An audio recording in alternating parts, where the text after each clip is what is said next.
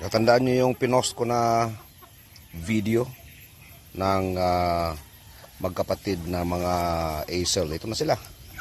Sobrang laki. Siguro ito, boy, mga 5 months old, no?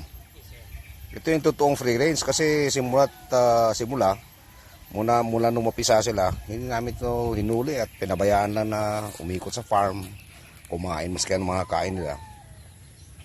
And here they are right now.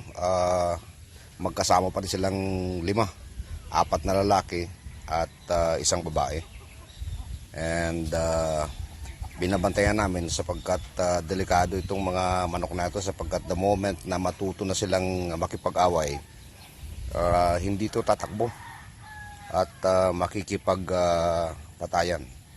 So if you talk about free range, this is the real free range chicken.